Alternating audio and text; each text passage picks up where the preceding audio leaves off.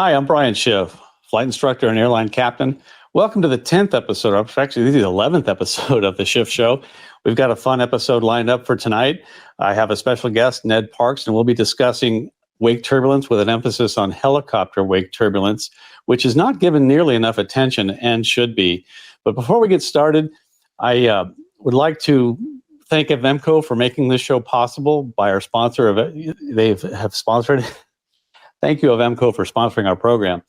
Every time I shop for insurance, I land on Avemco because of their reasonable premiums, their great insurance options, and their commitment and unwavering support for aviation safety. From hangar rash to catastrophic event, Avemco's got your back when the unexpected happens. And as we all know, SCHIFF happens. They provide the one product you purchase but hope you never need. The SCHIFF Show, with Avemco's support, is aimed at helping you not need to make a claim. Tonight's program is also eligible for Wings credit. Participation in the FAA Wings Pilot Proficiency Program can really make you a better pilot. Every episode of the SCHIFF Show, including this one, is eligible for Wings credit. If you haven't already taken part in this program, I strongly recommend and encourage you to do it. It truly offers many valuable benefits. Research has shown that pilots who engage with the Wings program are much less likely to experience accidents or incidents. That's not just because of the quality of the training that they receive, but it's also because these pilots are actively choosing to learn, to challenge themselves, and to better understand the hazards and risks they might face. By being here today, you're inviting and you're investing in your skills and your safety, and I want to thank you for your commitment to ongoing learning in aviation. If you'd like detailed information about the Wings program and how to get involved, you can download the Wings Pilot Proficiency Program User's Guide from the Course Resources page. And it is on our title page right there. Click on that. That's how you get to our course resources. I'll make several mentions of that to some documents that we have in that course resources. And there are quite a few. The Wings credits also apply toward a flight review. They can get you leniency with the FAA, and they'll make you eligible for insurance discounts, like watching this program. The most valuable benefit, however, is the investment in your own safety. Click on the Earn Wings credit button on this page and sign into your FAA Safety Team account, and then take the quiz. One important note, that after our show, the FAA Safety Team website tends to become very slow and bogged down. So I recommend waiting until later tonight or tomorrow to take the quiz to get your Wings credit. On the main page for each course, you'll find the course resources that I showed you before. In there is the Wings user guide, related articles about the topic we're discussing, regulations, sources, and a list of links that we might point you to. Anything we show you during the program, you'll find supporting documents in that course resources page. It's a great library for topics dedicated to the topic we're talking about. On the bottom right corner, you'll see the chat bubble. Click on it to join the chat and participate in tonight's conversation. After clicking on the chat bubble, you'll see a pop-up window. Enter your name, post your comment or question, and participate in the polls and see the results. Now, for the polls, you must be watching in real time and live. Tonight's episode is on wake turbulence, silent killer. What you can't see might hurt you and is very likely to hurt you if you encounter it. It's an often ignored danger, a hazard that's out there. We're cautioned about it all the time by air traffic control. And a lot of times pilots hear the caution but do nothing to make up for that. Tonight, I'd like to welcome our special guest, Ned Parks. Ned's aviation roots date back to 1927. His uncle, Oliver Parks, started the first air college in the United States, Parks Air College, certificate number 1. Parks College is now part of St. Louis University. I've flown into there many times in the St. Louis area back when I lived there. Ned flew the UH-1 helicopters in the Army and has run several full-service FBOs. He's an ATP, CFII, AGI, IGI, and a CSIP, certified Cirrus certified instructor pilot. And he's rated in both fixed wing and rotor wing. I can honestly say that I am not. I only have a couple hours in helicopters, both of which scared me. But I had a whole lot of fun. I'm really eager to get that one next. I'd love to get certified with that. Ned is a FAST team member with over 5,300 flight hours. He owns Aegis 360 Consulting. The website is there, and we'll have it in the links and at the end of the program as well. A global provider of staff development services, business consulting, and strategy. And if that's not enough, he also owns Volatus Aviation Services, a Cirrus training center at the Akron-Canton Airport in Ohio. Welcome, Ned. It's so good to have you. Hey, Brian, thanks for having me. This is fun. We've been talking about this, and I'm really looking forward to it. Yeah, me too. And you've given this presentation before. You've talked about helicopter wake turbulence. I would consider you one of the industry's authorities on that topic. You've opened my eyes to a hazard that I kind of knew was there, but really paid it a lot of homage and dues that I hope that everybody gets something out of tonight as well. Tonight, just like in every episode, we'll have these 5 sections. We'll look at a couple accidents. We'll look at some incidents tonight that cover the related procedures, techniques, and technology that can help you avoid this kind of accident. And then, as always, we'll play a game to test your knowledge. Remember, if you're watching this a little bit behind, fast forward to live before we get to the poll quiz at the end, the game show part, and you can participate live. All right, well, let's get to it. So the first part of our program is an accident review. We're going to look at a couple of accidents, and we'll show you some videos and some things that really are impressionable. The first one, Ned, you want to talk about this one? Yeah, sure. This was back in September of 2018, actually, or 2021. And it was a RANS 20, a home built. And what you're seeing there is a clip from a video of a landing helicopter, and the pilot of the RANS took off after the helicopter was making their approach, got tangled up in their wake turbulence behind the helicopter, not just the downwash, the wake turbulence, 2 very different things. And you can see it in almost a 90-degree left knife edge. Unfortunately, about a second after this clip, the aircraft rolls inverted, hits the ground, bursts into flames, and killed the only occupant on board. What you don't see is me. I'm standing to the right of those fixed-wing aircraft down there in the lower right-hand corner of the picture. We were having one of our annual pilot outings. Actually, it was a clam bake, and unfortunately stood there and watched the whole thing unfold. Wow. That had to be awful to witness that, but I'm sure is this what started your interest in this topic? Yeah, it was, it all, of course, happened so fast, and then, there was the fire and everything. The next day, we were able to get this video from the airport, and literally, myself, a friend of mine that was with me, a Marine helicopter pilot, and the guy from the NTSB, we stood there and watched the video, and we were all pretty well dumbstruck because we'd all known about downwash when the helicopter's in a hover, and we'd never really thought about nor talked about the wake turbulence that comes off the helicopter from behind. And it really took us all by surprise, and that really started a whole, a task force of people from a lot of different alphabet groups, AOPA, NAFI, and Helicopter Association at the time, and some others to really start to try to study this and get the word out about it. Well, that's great. I'm glad you did. I don't think I gave much thought to helicopter wake turbulence either. I like you mentioned, I knew about the downwash, but not so much the wake turbulence. Is this the aircraft that?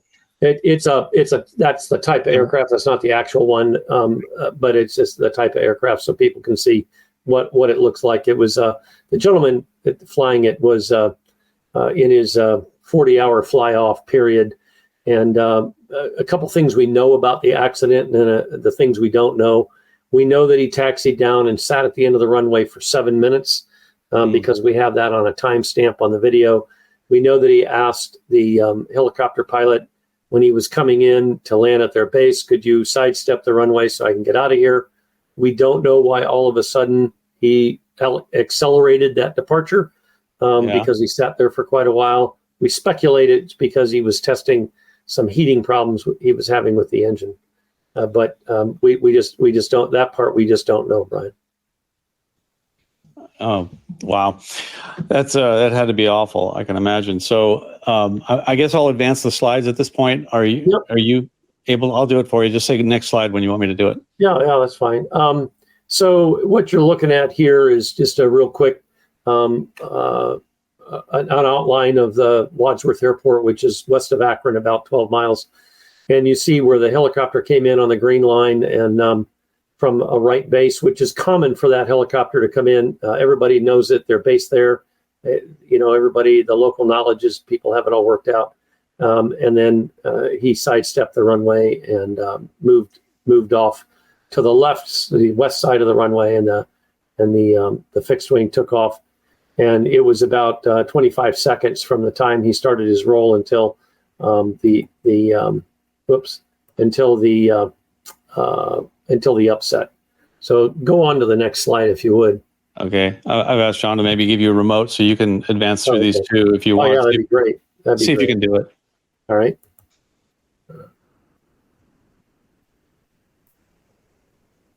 Nope, not working.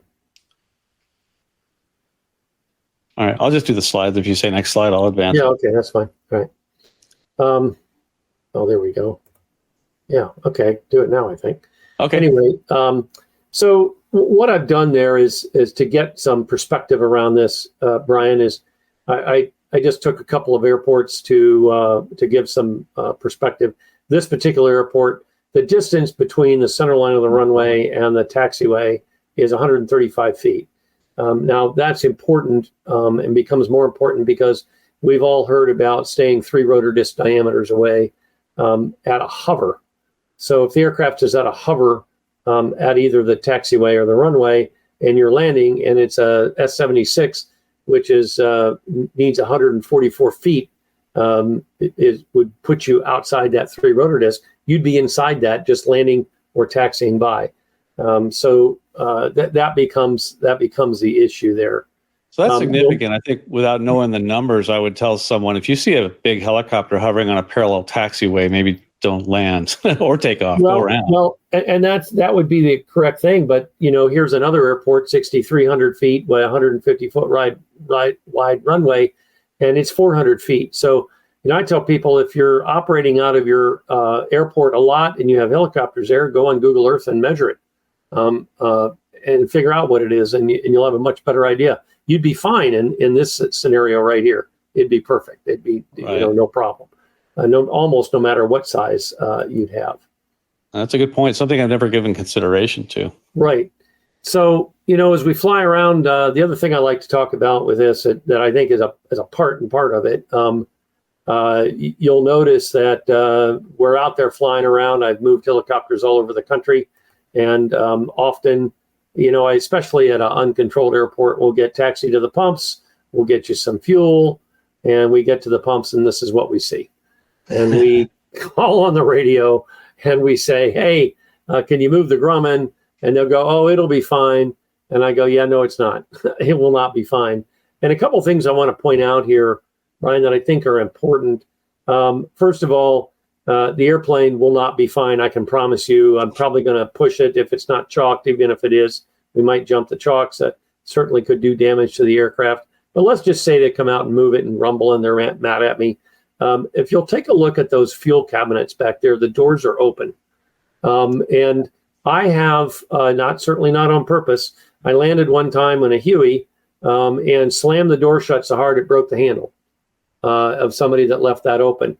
Then I have further concerns: gloves, trash can lids, little step ladders, brooms.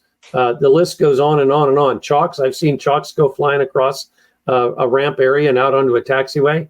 And what my other big concern is, A, hurting someone, B, doing damage, and then C, something getting picked up and flying up and then coming back down through the top of the rotor system. And now I've got a really expensive problem on my hand. And we've got a video a little later that kind of shows that.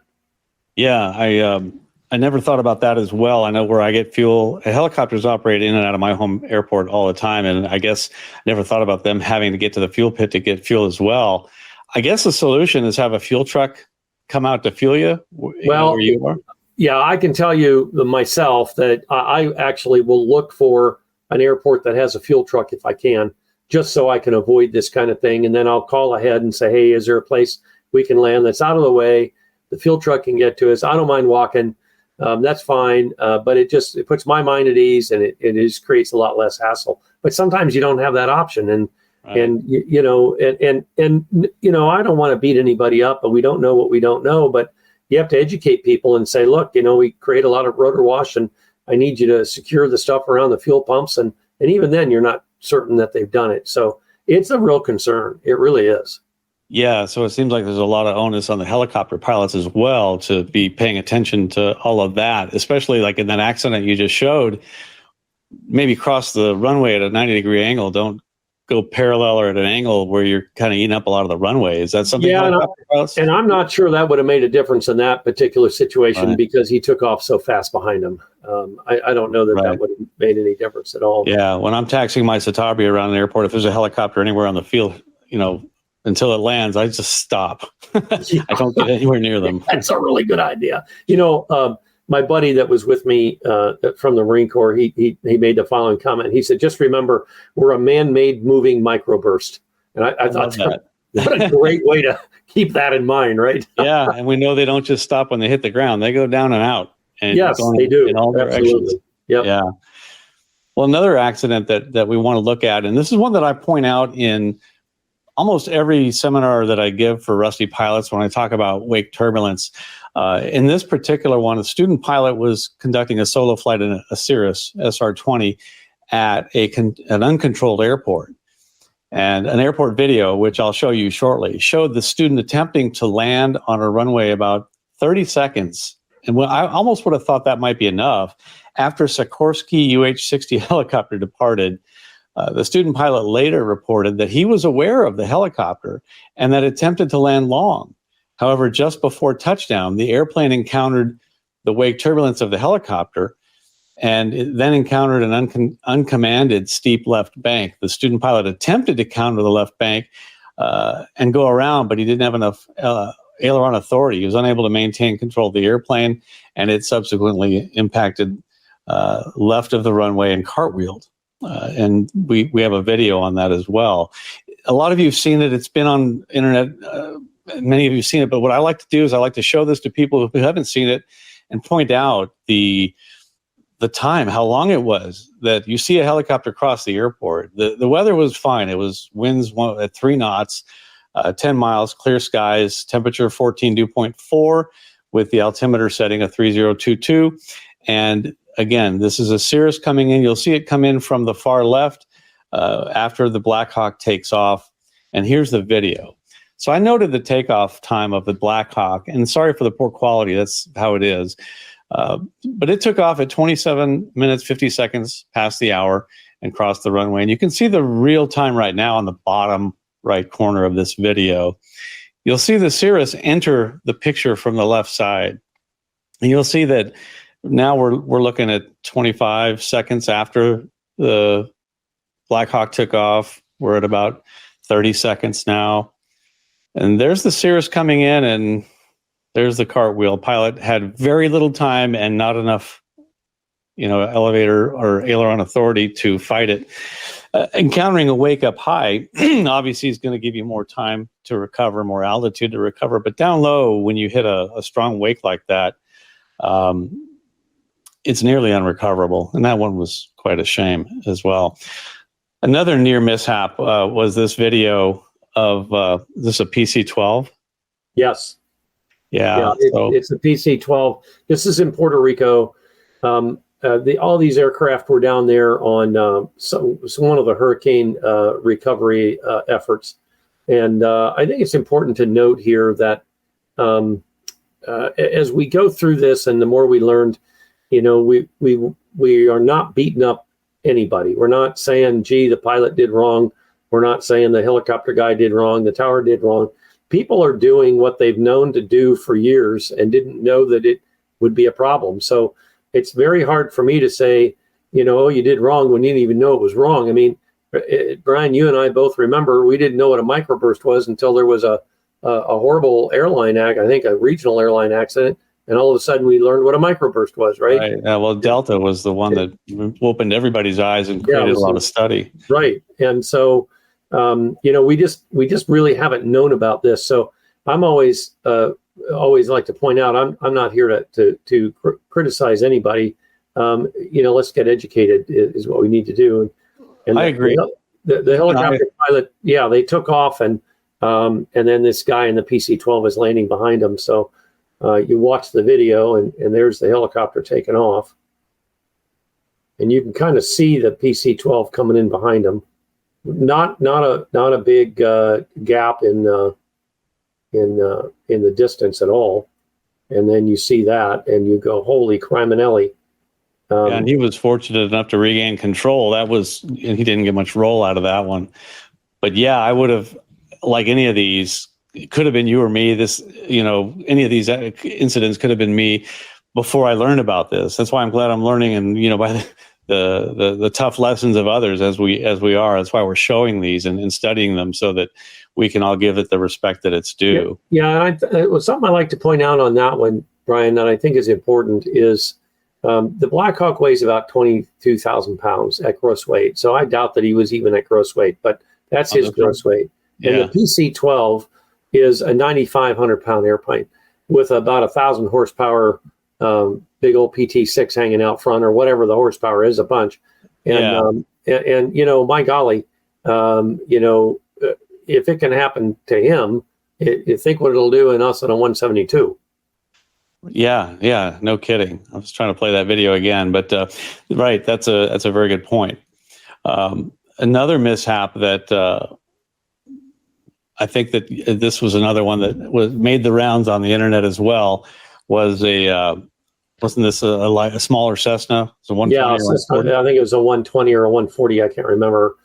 In upstate California, I believe the helicopter was coming back from a fire suppression mission.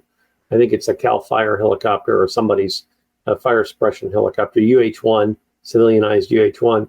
And he's landing, and very innocently, the Cessna lands behind him. And then you'll see what happens when. I would probably be just like this pilot, not have given that a whole lot of thought, and come in for landing just like this. And wow, what a surprise this was to the pilot when, that seems like, okay, the helicopter's out of the way.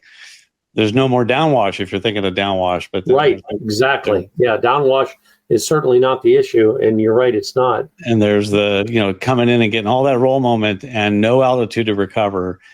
And boy, that's a frightening wake-up call right there. You're right. Luckily, nobody died in that. Yeah, very fortunate. Another one was an AN2 mishap. This happened in Germany, and the Germans did a study on this. I'll go ahead and play the video. So this airplane takes off. The winds are calm. This is a Robin DR-400, a German airplane. You can see the aileron was fully deployed to put that wing down, which is the right way. They noticed that another aircraft had taken off right before it, and it was this Antonov 2. It's big, heavy, 12,000 pound airplane. So they did some tests with this airplane with some smoke, and they showed what the wake of this airplane looks like, and it's very significant. And the wake of an AN2, this enormous rolling moment, it descends slowly, and its diameter is greater than the wingspan of the DR-400. So if you get in the middle of that, there's just, your ailerons are not going to do anything. No, not a thing. Good the Lord. Video, the full report of this with some good graphics and explanations is also in the course resources for this program.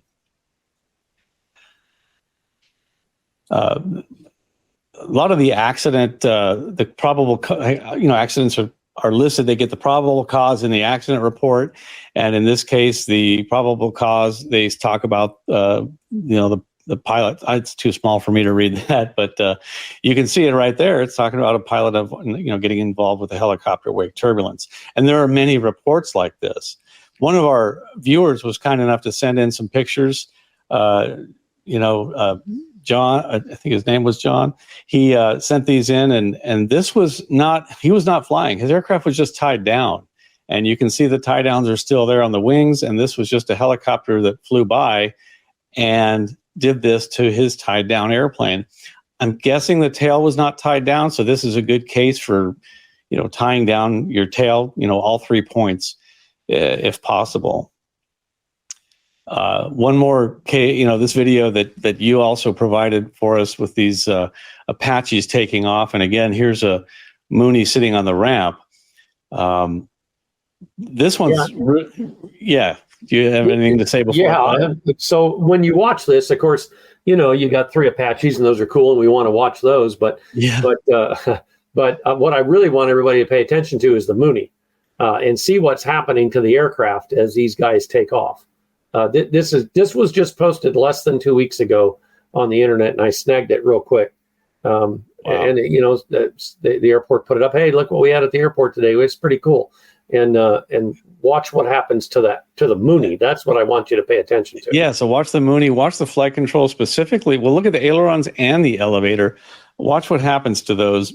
And just think, this could have happened to your airplane while you were inside eating lunch or at a hotel, and not even come out and fly it and not even know that this happened to your airplane. So here's what happens when 3 Apaches depart nearby your airplane. Take a look at that. Look at those flight controls. They're just flapping around, banging from stop to stop.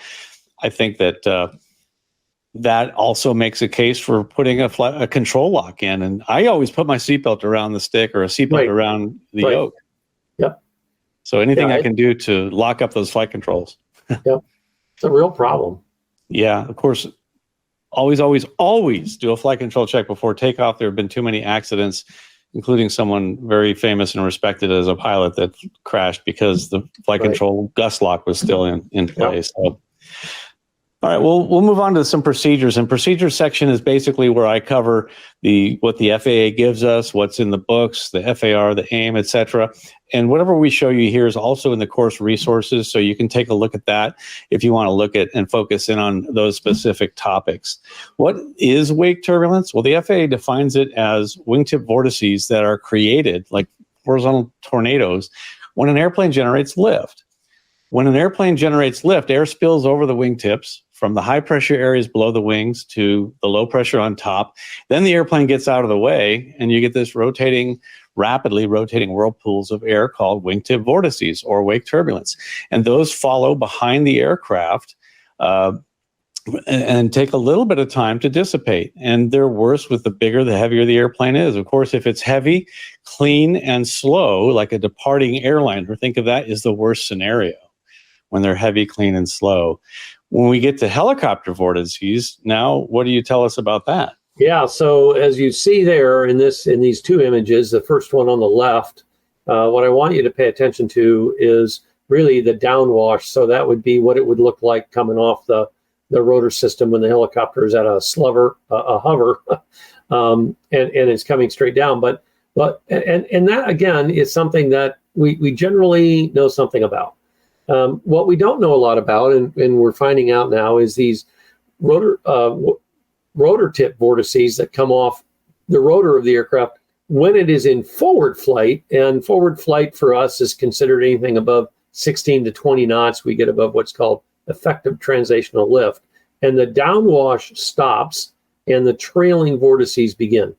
And what you're seeing here is a graphic of the one and only in-flight test that's been done on this back in 1994. The report was published in 96. And what they did was they took 4 helicopters, they strapped it with smoke, took them up to 5,000 feet, turned the smoke on, flew in a straight line. They then took a T-34 as one of the probe aircraft, and it followed in the vortices, and it would get closer and closer and closer to the helicopter. The other probe aircraft was a decathlon, and it flew perpendicular, would fly behind the path. And what they had the pilots do is they said, we want you to go in there and see how close you can get and recover the aircraft. In other words, you fly the aircraft, you keep it upright. We also want you to go in there and just let the aircraft do whatever it wants to do. And we want to see what we'll actually do. Brian, they say that they measured roll rates of 60 degrees in 2 seconds. Is one of the things they found. And then some of the findings of that were just astounding, which I think we have them later on a couple slides. But the one thing we know out of that is total loss of control of all aircraft at a half mile, period. And severe upset inside of 3 miles. Wow. I don't know. First, how do they get people to volunteer for that? It must be really high pay. I don't know that I could do it. But yeah, I've inadvertently hit some with my aircraft. And I know that in different aircraft I've flown, when you cross a wake, when you fly across a wake, it feels like a big hump, because you're going across it really quickly. Yeah. But when you get behind something in a helicopter, I try to envision the blades as being the wing, because it's Right. still, I never would have guessed that, with that rotating wing, it's hard for me to wrap my brain around the fact that it's creating a wake behind it, or vortice, but the forward movement, I guess, is what causes that. Yep, exactly. So I treat it just like a wing and stay away from that. I'm going to show another video a little bit later in the technology section, because I went back and got the data from it. But about a week ago, I was landing in Los Angeles and in the airliner and hit a 757 wake that was fairly significant. And I didn't know it was there. And that was part of the problem, but we'll take a look at that later. It's becoming aware is a big part of the issue. You need to make, ATC will make you aware of it, but then once they make you aware of it, now it's up to the pilot. Okay, you know about it. You've got to do what you've got to do. And if I fly with the first officer, we say, yes, we have that aircraft in sight, caution wake turbulence, clear for the visual, maintain visual separation, and they want to fly right on the glide slope like that aircraft did. Sometimes that's okay, but sometimes it's not, especially if you have a tailwind down the final, because that wake, the high part of the wake will just blow right towards you, towards where you are. But we'll look at that. I'm going to show kind of a cool video on that. As far as what the FAA and air traffic control are given, they have a book called, or a document, this is the FAA Joint Order 7110.65, and a lot of controllers and pilots will just call it the 7110 or the .65. The current version of it is Bravo Bravo. They keep changing it, and you'll see different letter designators for the most recent. And in here is basically, it's like the aim is to pilots. This 7110 is to air traffic controllers. It tells them how to do their job, what to do. And yes, we're talking to pilots, and this is a pilot webinar. So why am I showing you this? Well, the AIM also tells pilots that they should be familiar with this document. And I have the section on helicopter operations in our course resources. I would recommend that you pull that out, take a look at it, be familiar with it. But if you're looking at approaching or departing, they then have a wake turbulence section. How is wake turbulence handled for that phase of flight? And that's something that I recommend everybody take a look at. Just so you know what ATC is expecting. There's a lot of good information in there, and it answers a lot of questions like, oh, that's why they did that. I gotcha. But the main document where you're going to get most information and great advice is the advisory circular. And I think this is really the go-to study guide on this topic, but it provides, and this is advisory circular 90-23 Golf, also in the course resources, basically provides the information on wake vortex behavior, alerts pilots to the hazards of aircraft wake turbulence, and recommended procedures and operational procedures to avoid encounters with wake turbulence. It specifically says that pilots, one thing it says, of all aircraft should visualize the location of the vortex trail behind larger aircraft and use proper vortex avoidance procedures to achieve safe operation. So you need to not only visualize the wingtip vortices coming off that airplane, visualize the path where that airplane was, and there's a lot of good techniques for that, more than I could even get into for this program. But one of which is when I'm flying final, I want to see that aircraft generating a wake. I look between me and the runway. That aircraft should be lower than that straight line between my eyeballs and the runway. So I'm coming in a little bit higher. Taking off, time is your best friend. And this book talks about that. The advisory circular gives a lot of great advice about that. Now, you were mentioning that as far as helicopters go, 3 times the rotor width, and not everybody's heard about that, but these are some good examples and an illustration of that. Oh, absolutely, absolutely. So, I like to point this out. You can get the graphic from above to kind of get it visually in your head. And look, you don't have to go out there and memorize the rotor diameter of every helicopter out there. Yeah. But I use these 3 because it's important to keep in mind. The F-76, pretty prevalent, is about 50 feet. I'm rounding off here, so that's 144 feet or thereabouts. The Jet Ranger, very prevalent helicopter, it's 33 feet. So that's about 99. And then the R-22 is 25 feet, so about 75. So your really small helicopters are all very, very much going to be in that 25 to 35 foot diameter. Goes up to the mid-size helicopters. They cap out around 33, 34, 35 feet. And then your larger helicopters get up around the 50 foot mark. So if you can visualize then 50 feet times 3, 30 feet times 3, 25 feet times 3, and you can kind of then see, okay, how much space do I have and am I clear of that? Yeah, that's good. And I think it's important to also point out, because I don't want to take for granted that everybody knows what a diameter is.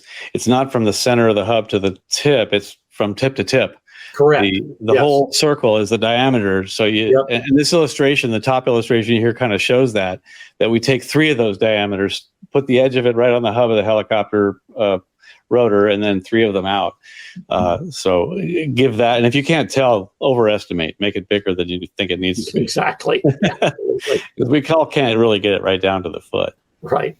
So, and so what is this chart? So this chart is interesting, Brian. There's been numerous tests done on downwash, the effects, how long it lasts, what speed it gets up to. They've used LiDAR, smoke on the ground.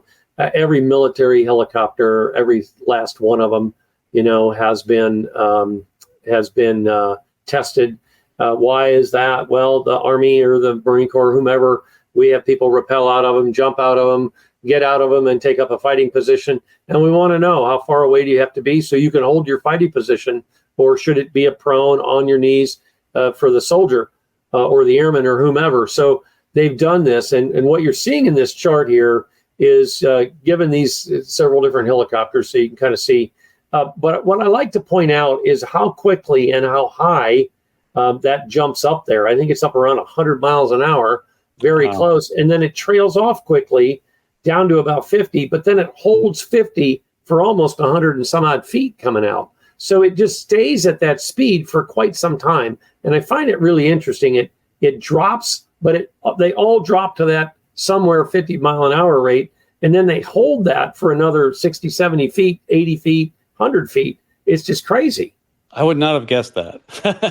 I would have thought it was linearly decelerated as the further back you got. I know. It's just the craziest thing. It's really weird. Yeah. There's another great diagram in the AIM that shows, typical jet blast. So if you're taxiing, the jet blast behind the jet engine is significant, and it blows very strong. And the further back you go, it shows the distances and the typical wind speeds at those distances. I recommend you look at that as well. Yep. That would have been a good one to. That's a very good one.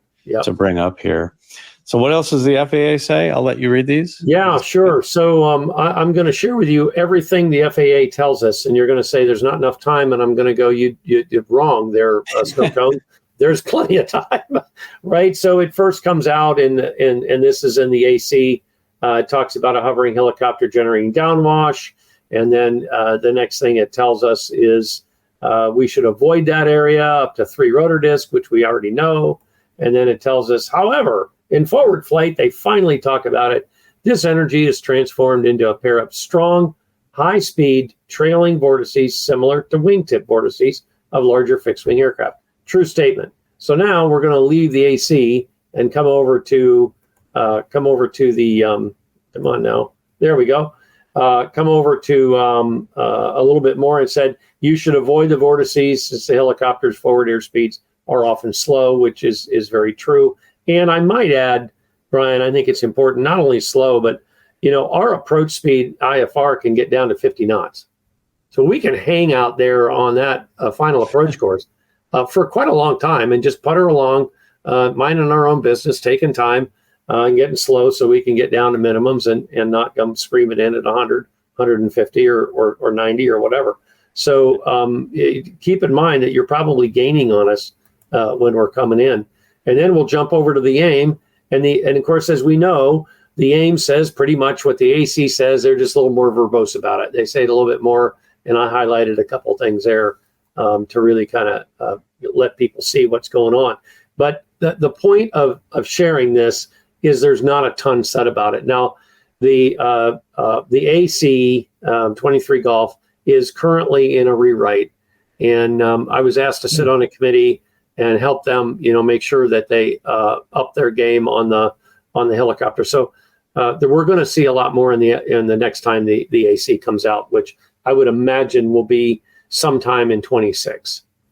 Well, that's good. I'm glad to hear that. And like you said, there's not much given there. And until I saw all these, I wasn't aware of it. And with all the videos that we are seeing of helicopter incidents and accidents, right, there must be many, many more that are not getting videotaped. Well, and that's correct. And then we have another problem, Brian, and that is you'll see on the NTSB, the way they categorize these things is LOC, loss of control, and they'll see wake turbulence.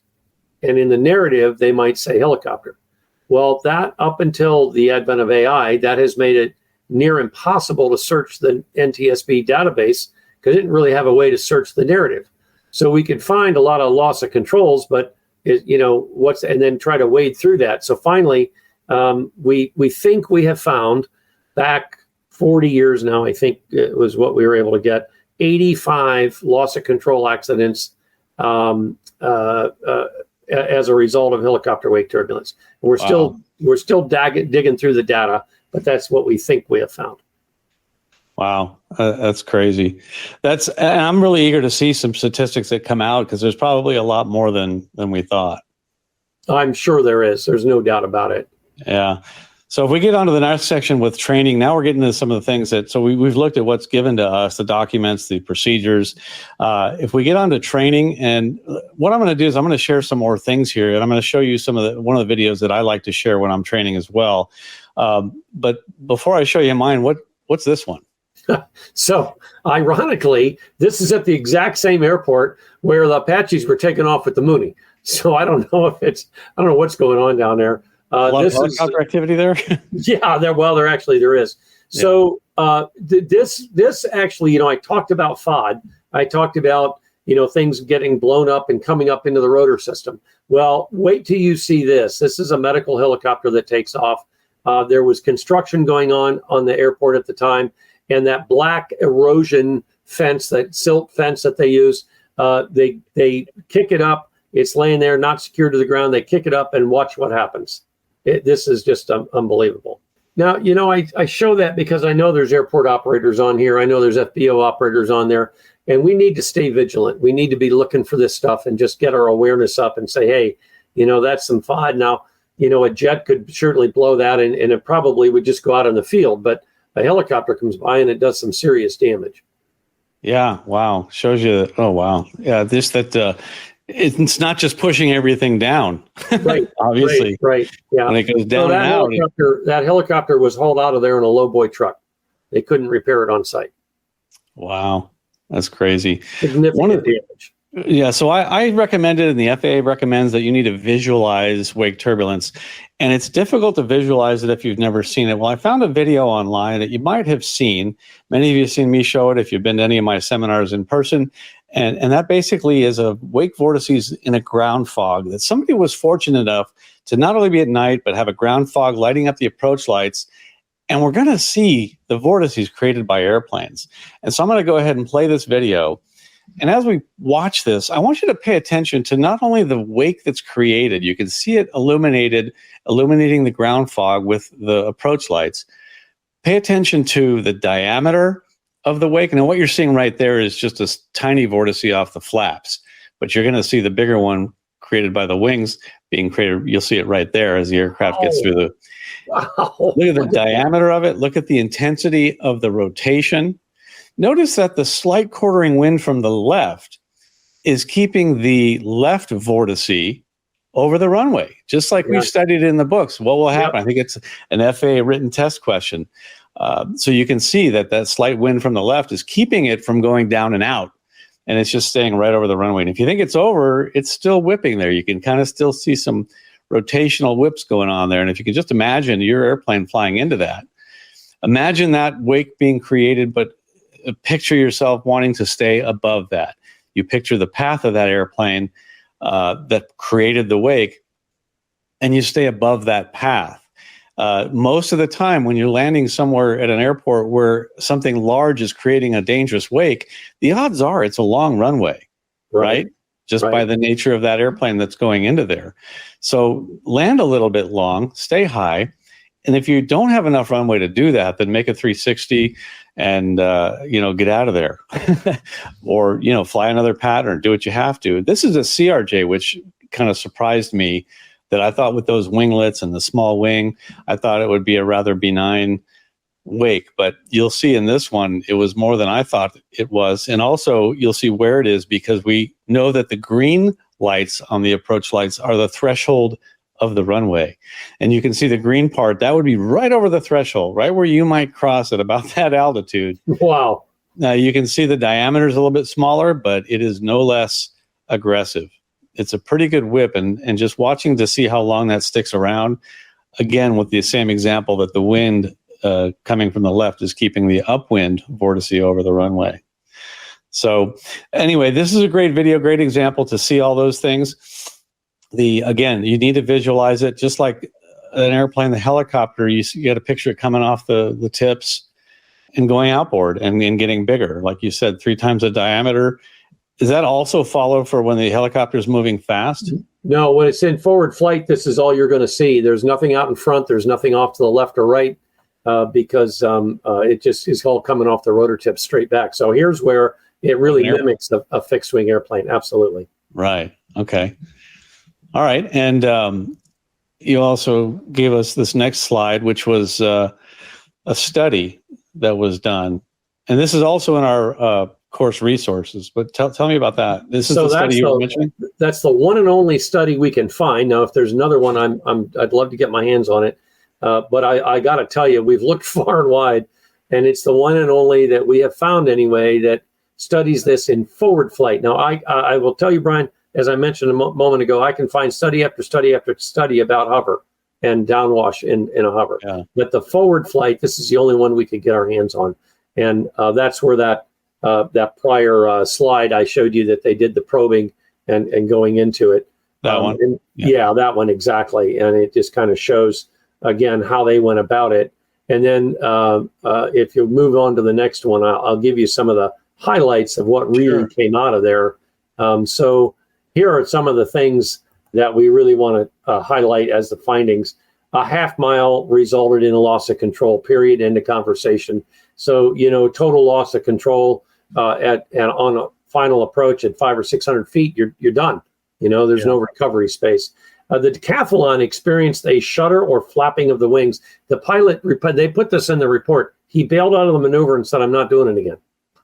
and these are all test pilots. I mean, these guys do all kinds of crazy stuff. Wow. Flapping of the wings. Wow. Yeah, the advancing blade leaves more turbulence than the retreating blade of the helicopter. I put this in there for my helicopter aerodynamic nerds. There's a whole, just hours of study about advancing and retreating blade in a helicopter and what it does and doesn't do and all the effects and retreating blade stall and all this other kind of stuff. So I put that in there for them. It's a little bit nerdy. At the end of the day, as a fixed wing driver, I don't really care. I just want to stay three miles back, right? It doesn't really change that at all.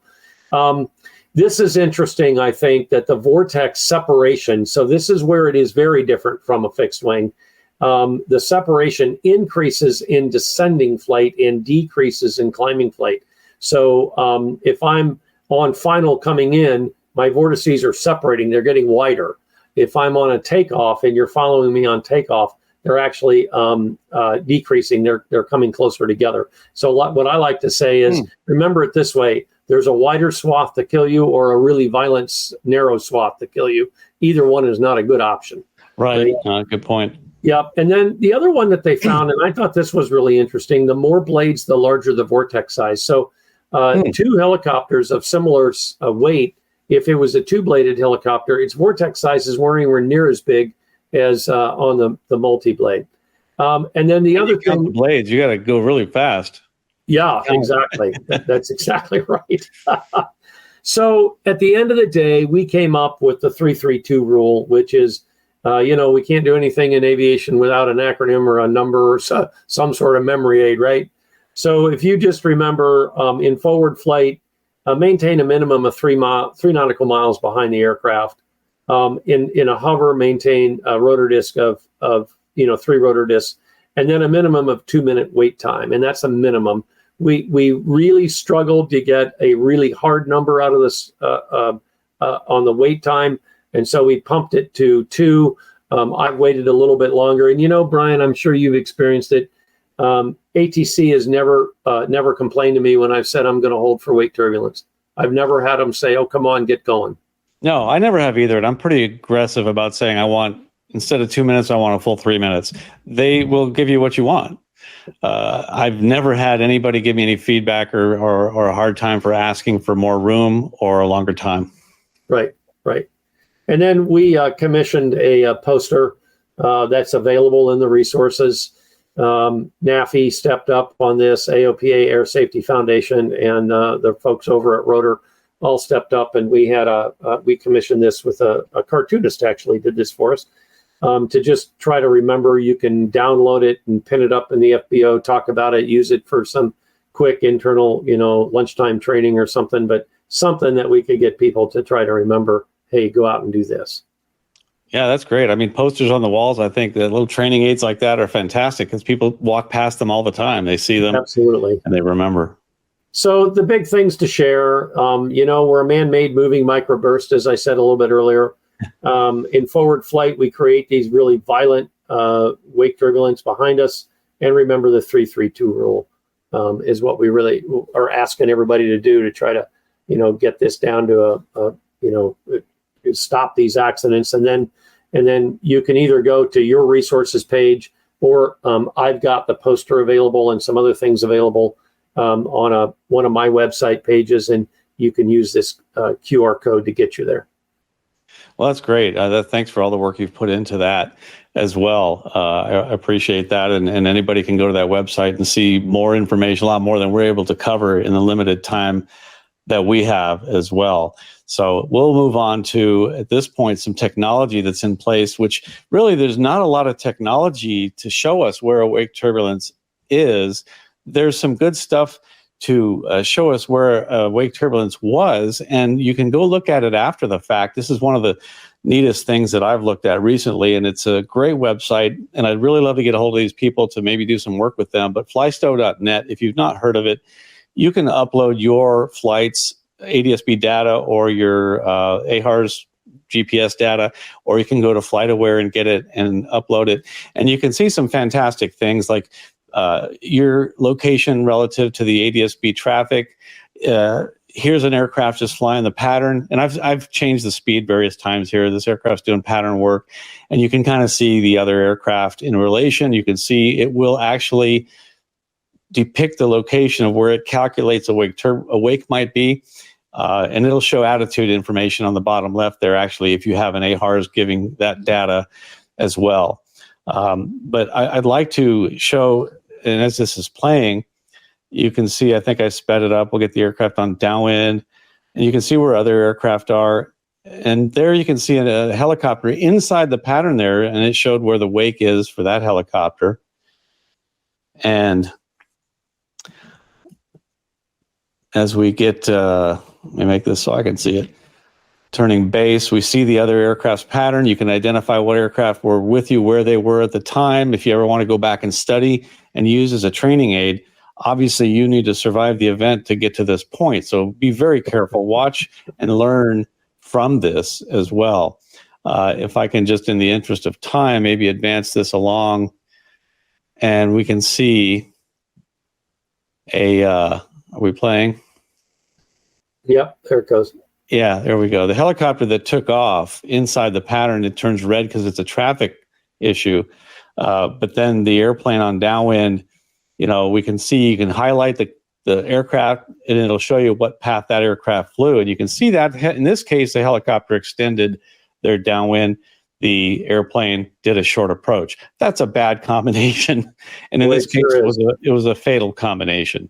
So not only is it going to show you what happened, so we can use this to study accidents, but we can also look, there's the wake warning. It's showing in yellow because this airplane is now heading towards where the wake was. It will show you where the helicopter was so many minutes or miles ago as well by looking at the trailing edge of that. Another thing that you can look at, and just to show in addition to the tools here. And yes, this was a mid-air collision and very unfortunate. The parallel departure wake, so you can also see that depicted in this video here. When you take off, you show this is my pattern work that I did, and there's an aircraft taking off on the parallel runway, and you can see that there was a wake being generated. Most of the time, this will go get the current winds, and it'll actually show the winds and an issue when that's an issue, and the wake can come over to your side. What I'd really like to show is a parallel departure wake. Also, or actually, I'd like to show another wake that I had, an issue that I had. If I could get this to advance.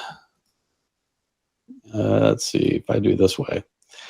So this is my recent wake encounter. I'm flying the black airplane that's in this video. And the aircraft ahead is, you can see it's that the plus 16 means it's 1,600 feet above my altitude. And is it playing? Yep. Sure is. Yeah, okay, good.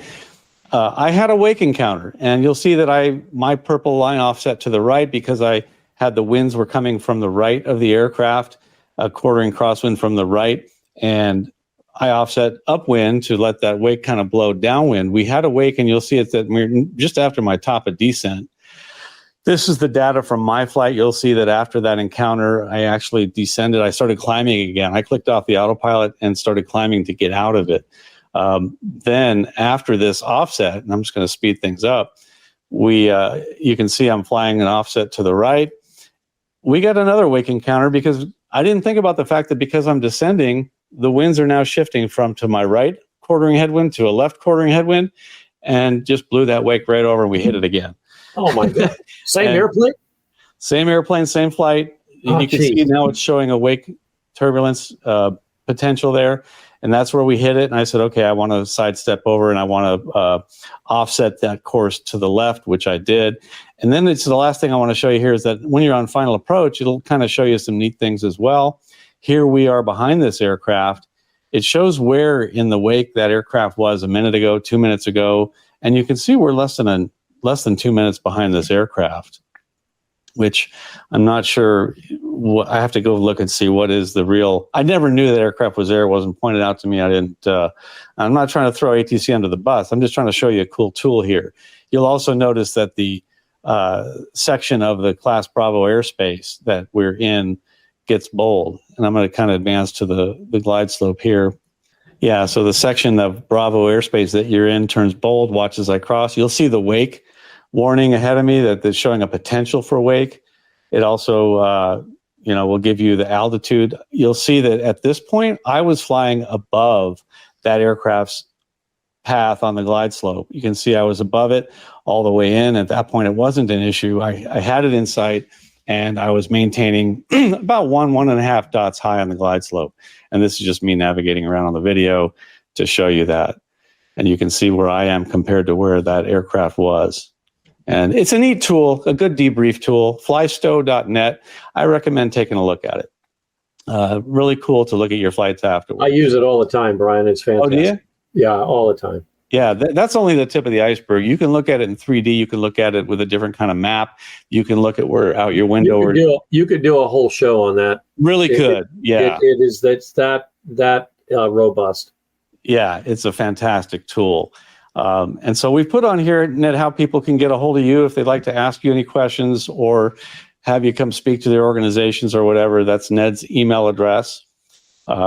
And I'll show that again at the end, and it's also in the course resources. His website is also in the resources on our list.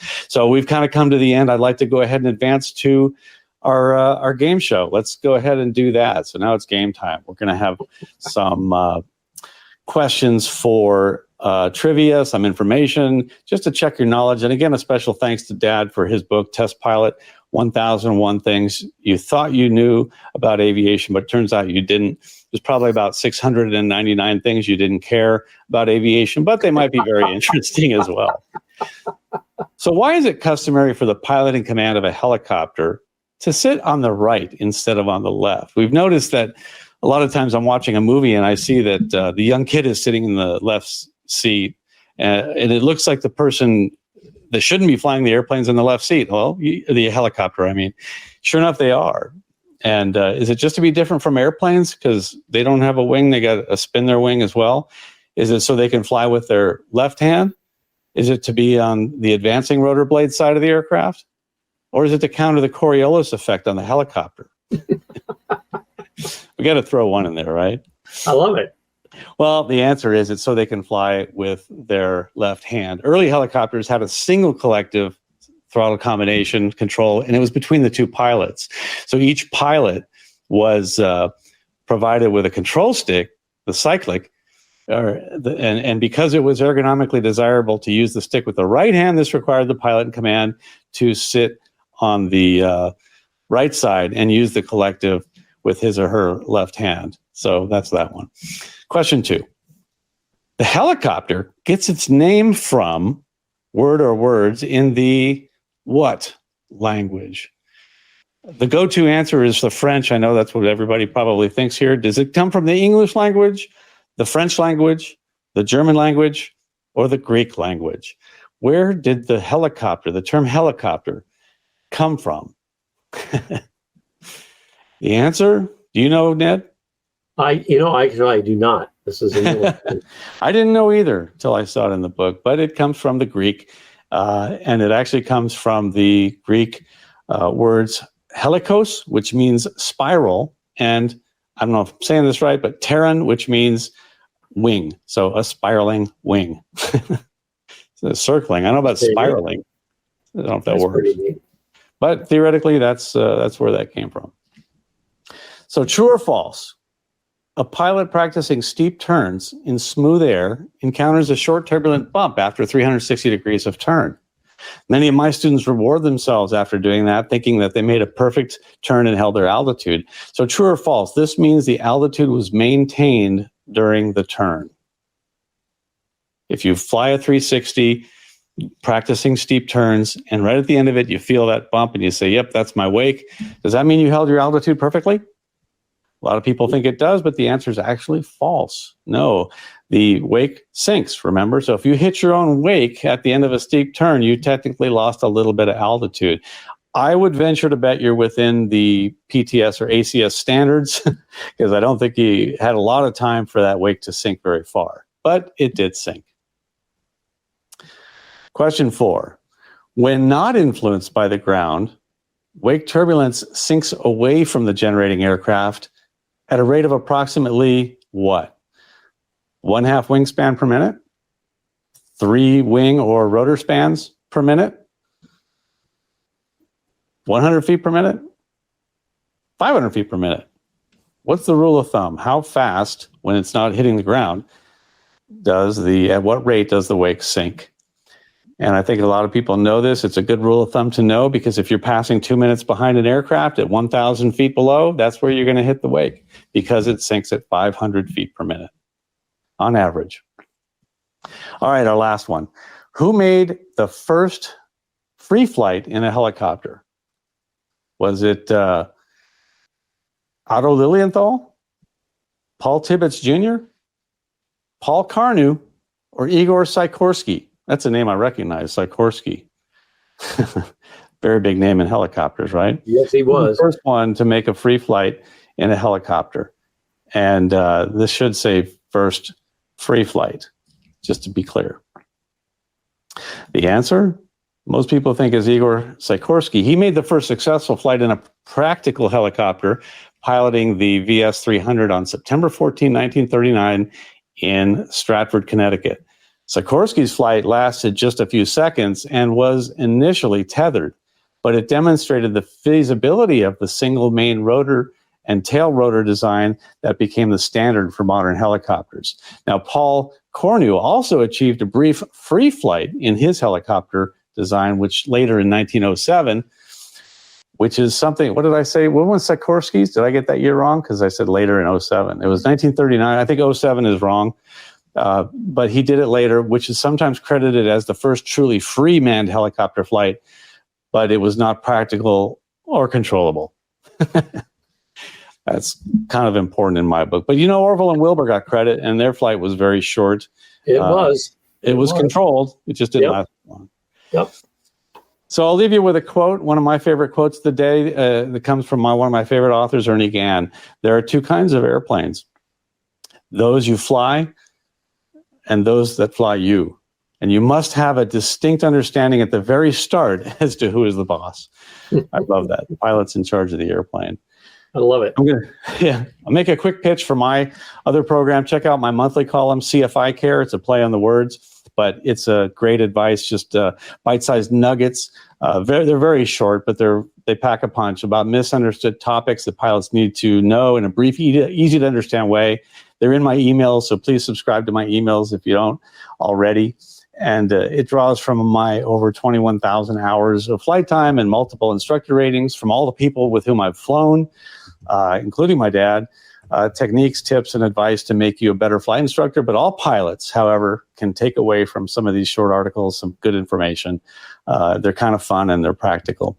Again, Ned's contact information is ned at a360c.com, and that's also in our links guide in the course resources as well. Ned, I thank you very much for joining us. I wish we had 2 or 3 hours to talk about this because I know there's a lot more to be said. Well, thanks, Brian. I enjoyed it. It was great. I'm always willing to get the word out. And again, if you have a question or you have a resource that I haven't shared, or high probability I don't have it, anything, certainly would like to have it. So don't hesitate to send it to me. I've had a lot of people see these programs and we've learned a lot because they've shared a lot. So we appreciate it. Well, it takes a village, and this aviation is a village in itself. So yeah, definitely. If I see something, I'll send it to you as well. So again, thank you for joining us on Wake Turbulence, the silent killer. What you can't see, you need to imagine. Next month, we're going to have, it'll be on December 11th at 7 p.m., same time, Central Time. Our guest will be John Niehaus. John is a former program director at NAFI. He's a corporate pilot, and he developed the Calm Cockpit podcast. Give that a listen. Now, don't forget also to take the quiz to get your wings credit. But wait, after our show, remember, the FAA safety website tends to bog down. It's great to have a popular program, but it's unfortunate when everybody goes to the FAA safety team website right afterwards, and it can't quite handle everybody at that time. I recommend waiting until either later tonight or tomorrow to take the quiz and get your wings credit as well. So thank you very much. Special thank you to Ned Parks for joining us tonight, to Avemco for sponsoring it, Aeronautical Proficiency Training for producing this program, and thanks to the Wings Industry Network and the FAA Safety Team for helping to make this program possible and available for Wings credit.